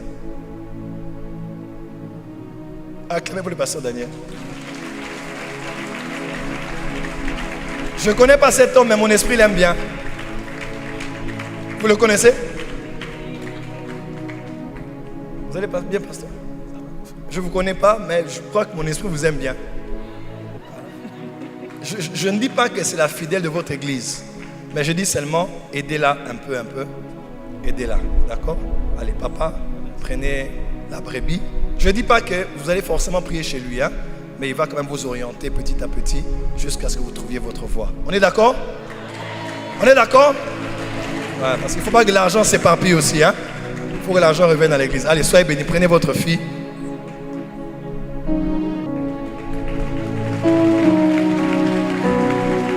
Dis avec moi le prophétique. Je vous donne 2 ou 3 autres points et puis on va clôturer. Qui est béni aujourd'hui? 3e point, on y va. La prophétie identifie les appels et les ministères. Acte 13, verset 2. Une des choses qui donne de l'avantage au prophétique, c'est aussi de mettre la lumière sur ce qui est déjà. La prophétie ne vient pas donner un appel. La prophétie ne vient pas donner un ministère. Quand on prophétise sur quelqu'un, on ne lui accorde pas un ministère. C'est Jésus qui appelle. Ce n'est ni un prophète, ni une prophétie, aussi précise soit-elle.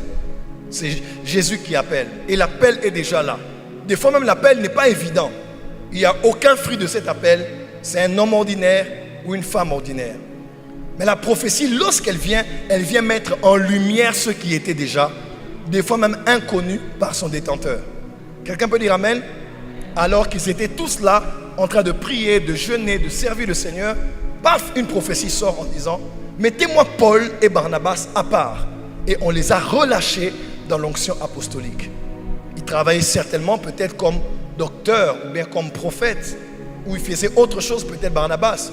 Mais on précise qu'on les a mis à part pour maintenant on les a relâchés et ils ont travaillé depuis ce jour-là comme étant des apôtres. Mes frères et sœurs, l'ordre est essentiel dans l'église locale. Dis avec moi l'ordre. Dis avec moi l'ordre. L'ordre dans le plan de Dieu, c'est à l'image du tabernacle. C'est lorsqu'on a fini de construire selon l'ordre ou le modèle établi que la gloire a été invitée sans pour autant prier. C'est au temple de Salomon quand on a fini que Salomon a prié. Mais dans le tabernacle de Moïse, on n'a pas fait de prière. On a oint le tabernacle, on a fini de construire et finalement la gloire s'est invitée d'elle-même. Parce que la gloire est invitée là où l'ordre est respecté. Et quand on parle d'ordre, ce n'est pas le fait de s'asseoir chacun à sa place, croiser les pieds, ne pas trop faire du bruit, ne pas casser une chaise, respecter le temps, respecter la liturgie, le programme de l'église. Ce n'est pas ça dont on parle comme ordre. L'ordre dont je parle, c'est chacun à sa place. chaque pierre qui forme le corps du Christ a sa place. Quelqu'un peut dire Amen? Dis à ton voisin, ne sois pas à la place des autres. Dis à ton voisin, découvre ta place et reste à ta place. Donc, en d'autres termes, est-ce que vous savez que tout le monde ne sera pas prophète? Aujourd'hui, tout le monde veut être prophète. Toutes les femmes veulent être des prophétesses. Quand on dit, Dieu dit, tu as appelé mon fils à être pasteur.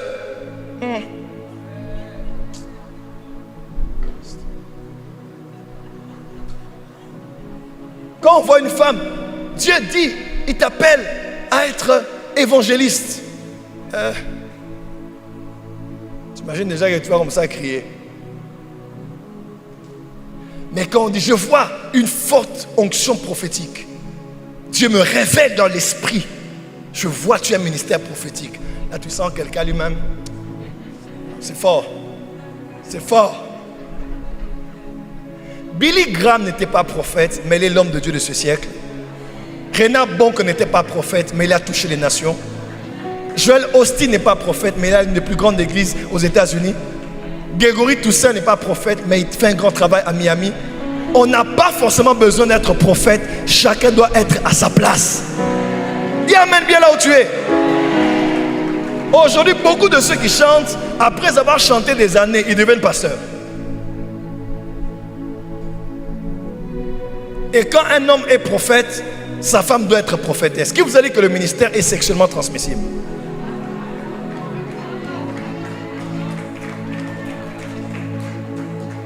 Prophète Joël, toi comme toi tu es prophète, maman Simène sera aussi prophétesse.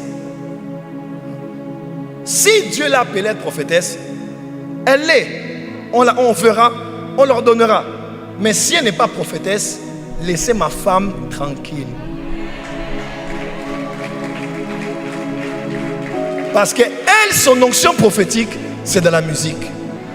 Tout à l'heure, on était dans la voiture, elle m'a dit, chérie, hier j'ai composé un cantique. Hein? Moi je me suis dit, mais elle a composé ça à quelle heure? Parce que moi j'étais avec elle, là, elle était à la piscine, tout ça. Elle a composé ça à quelle heure? Moi si tu me dis compose, c'est compliqué. Mais si tu me dis prophétise, je vais te dire que... Marcelo est où? Monsieur Marcelo, votre femme c'est Gloria? C'est Gloria? Ah, ça c'est mon travail maintenant. Can I prophesy? Can I prophesy? Dis à ton voisin, reste à ta place. Celui qui n'est pas à sa place crée deux problèmes. Dis deux problèmes. Un, il n'est pas là où il doit être. Deux, il est à la place de quelqu'un d'autre. Dis à ton voisin, découvre ta place et reste à ta place. Et ce que j'aime, c'est que des fois qu'on est là et qu'on ne sait pas clairement quelle est notre voie, Dieu suscite un prophète. Dieu suscite un don de prophétie qui dit, tu es appelé à être apôtre, tu es appelé à être chantre, tu es appelé à la politique, tu es appelé à faire le mannequinat, tu es appelé du domaine des skincare et du domaine des make-up. Dis amen bien. Parce qu'il faut de tout pour composer une société. Quelqu'un peut dire amen? On va avancer encore. 2 autres points, on va terminer. La prophétie est un canal de transmission des grâces. Ça j'aime, ça j'ai jamais parlé de ça ici. Est-ce que je peux en parler? 1 Timothée chapitre 4 verset 14. Ne néglige pas le don qui est en toi et qui t'a été donné par prophétie avec l'imposition des mains de l'assemblée des anciens. Ne néglige pas le don qui est en toi. Qui t'a été donné comment? Comment? Par? Deuxièmement par? Généralement nous disons Timothée avait eu un don parce qu'on lui avait simplement imposé les mains. Non. Autant l'imposition des mains était une voie de transmission d'un don, d'un canal à un autre, autant la prophétie a été aussi le canal par lequel une grâce a été libérée. Je suis prophète et j'ai réalisé sincèrement que chaque fois qu'on prophétise pour des gens, ils reçoivent des choses. Et je dis à l'instant où même on prophétise là, ils reçoivent. Donc quand je parle sur toi, il y a des choses que tu reçois à l'instant même. Est-ce que vous savez que Gabriel avait prophétisé pour Zacharie et sa femme? Vous savez qu'il avait prophétisé pour Marie? Il a dit ce qui arrivait dans la vie de Marie. Et il a dit, l'Esprit du Seigneur viendra sur toi, l'ombre du Tout-Puissant te couvrira et tu seras. Quand il a fini de parler, Marie s'est levée, elle est allée chez Élisabeth. Pourquoi? Parce qu'elle était déjà enceinte. Quand est-ce qu'elle était enceinte? Quand l'ange avait parlé. En d'autres termes, quand la prophétie sort, la substance de la prophétie entre les gens en toi.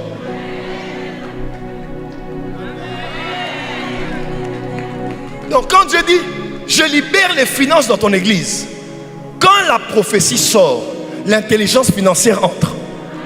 La sagesse de la création de la richesse entre. La sagesse de l'épargne entre aussi. Parce que le prophétique est une voie de transmission qui crée des mouvements spirituels. Il a dit, fils de l'homme, prophétise. Et pendant que je prophétisais, quoi? Les eaux se sont mis en mouvement et se sont rassemblés. Quand la prophétie sort, elle crée des mouvements. Je prophétise sur toi.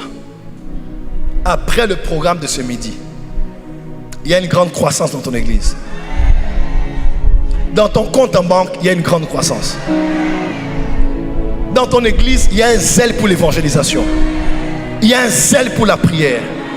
Il y a un zèle pour la maison de Dieu. L'honneur et le respect du sacré revient à l'église.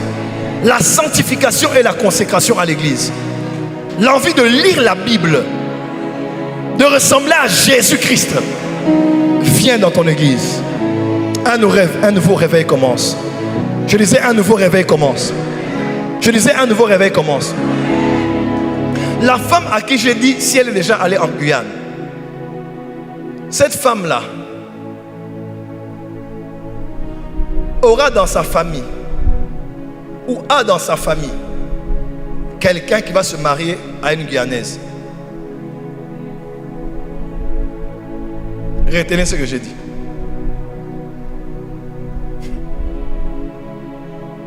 Pendant que je parlais, je cherchais. J'ai dit, pourquoi je fais un lien entre elle et la Guyane?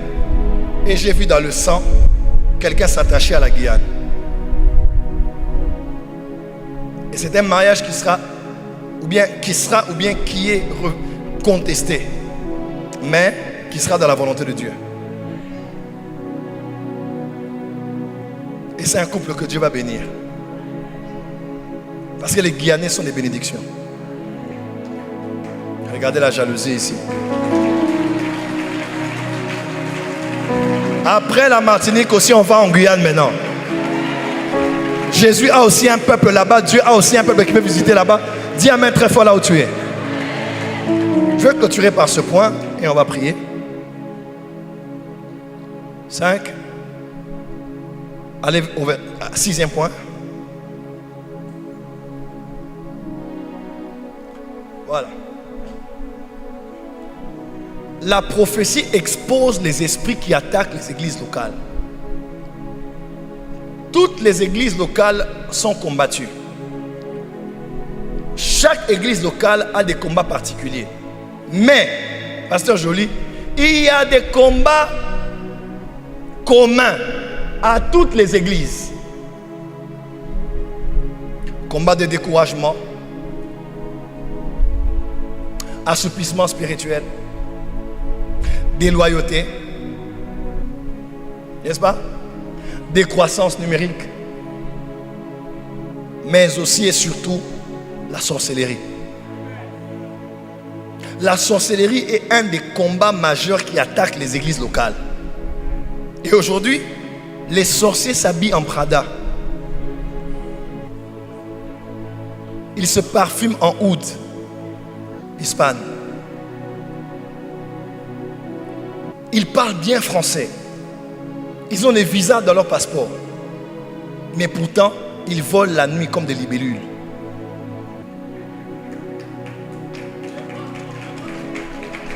Des fois même, ils prient en langue. Est-ce que tu sais que par le discernement des esprits, on a su qu'il y avait des langues qui étaient des incantations? Quelqu'un parle en langue et vous sentez dans votre esprit que vous êtes irrité. Parce que cette langue-là n'est pas une langue de l'esprit. Ce sont des paroles imprécatoires. Oh. Pour libérer un parfum spirituel diabolique dans l'église. Voilà pourquoi tu ne peux pas être pasteur d'une communauté sans pour autant être quelque part prophétique. Il faut être spirituel. Tu ne peux pas être là chaque année, tu enterres les membres de ton église, tu ne sais pas il meurt, pourquoi il meurt, comment il meurt, pourquoi il meurt, comment. Jésus ici, il était pasteur d'une église. Il était avec ses 12, ses 3, ses 12, et puis les autres. Dans sa petite église là, Jésus vivait avec eux, mais il avait vu que Satan avait prévu un plan pour les cribler comme du froment. Mais celui qui sera vraiment touché, ça sera Pierre. Parce que Pierre est à la tête. Pierre est le leader. Frappez le berger et les brebis se disperseront. Il dit autant que moi, si on me frappe, ils seront dispersés. Si on frappe Pierre, ils le seront aussi. Toi, Pierre, quand tu seras converti, affermis aussi tes frères. Ils étaient tous là, mais ne savaient pas ce qu'on prévoyait contre eux. Mais heureusement qu'ils avaient un bon pasteur Jésus qui avait la capacité de voir spirituellement les attaques prévues sur son église. Tu ne peux pas être pasteur, tu n'as pas de rêve. Toi vraiment, il y a un pasteur à l'église où je m'étais converti. Ce pasteur-là, il est envoûté. Non, tu as un pasteur qui prêche, mais il est ensorcelé. Le pasteur-là, il venait des fois comme ça. Il prend les notes, il regarde. Et puis il dit, ah, les sorciers ont tourné ma Bible. Donc, vous voyez un peu comme les sorciers sont venus, ils ont tourné la Bible. Ils ne comprenaient rien de tout ce qu'il avait prêché. Après, on a compris que lui-même, il était ensorcelé. Tu es pasteur, tu ne rêves pas, tu ne sens rien, tu ne vois rien. Tu es surpris comme tout le monde par les événements de l'église. Dis à ton voisin, c'est fini. Psaume 89, ma main le soutiendra, mon bras le fortifiera et l'ennemi ne le surprendra pas. Quand tu es berger, quand tu es pasteur, tu veilles sur les âmes. Tu dois avoir la capacité de voir. Même si tu n'es pas prophète, tu dois sentir que maintenant à 5 h du matin, appelle tel collaborateur. Tel jour, appelle telle maman pour jeûner avec elle. Tel jour, appelle tel couple pour prier avec eux. Tu dois être prophétique parce que spirituellement, il y a tellement de choses qui se préparent contre nos responsables. Pierre de la musique, Pierre de l'intercession, Pierre de la chorale, Pierre du protocole. Nous avons tous des pierres, n'est-ce pas? Pierre assistant, tu dois savoir ce qui se trame contre tes collaborateurs. Mon pasteur résident à Kinshasa, un jour je prophétise sur lui et je lui dis, si tu ne te maries pas avant la fin de cette année, tu as un problème sérieux pour ne plus jamais te remarier. Hein? Jonathan, il s'est marié cette année-là. Demandez. Parce que j'ai vu que s'il passait outre la période là, ça allait être compliqué pour lui. Et là, il est marié. Dieu les a bénis avec un beau bébé. Et il est avec son épouse. Mon assistant à Kinshasa, il était en Côte d'Ivoire avec moi, fin de l'année 2019, je pense. 19, 18, 20. Nous étions en Côte d'Ivoire. Je prêchais chez les méthodistes et chez le bishop Idriss Ouattara Mohamed, qui est mon jumeau, mon frère. Et alors que je prêchais, on a fini en Côte d'Ivoire. On est allé à Kinshasa à la veille du 31. J'arrive à la veille, j'appelle Christian, mon assistant dont je parle. Je lui dis, viens. Il était fiancé à l'époque. Je lui dis, viens. À la veille, je lui dis, toi, Satan veut que tu te sépares avec ta fiancée.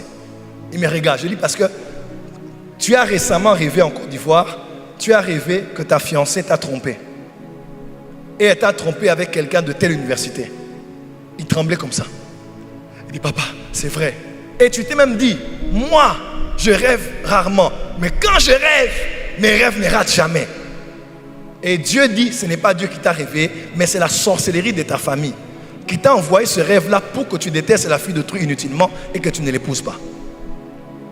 Maintenant, imagine toi, tu es pasteur, tu ne sais pas. Et ton collaborateur te dit une chose pareille. Toi aussi, tu dis, Dieu t'a parlé, sépare-toi d'elle. Tiens ton voisin et dis, pasteur, nous devenons prophétiques à partir d'aujourd'hui. Et il y a beaucoup de sorcellerie en Martinique. Hein? Oh, dis amen bien.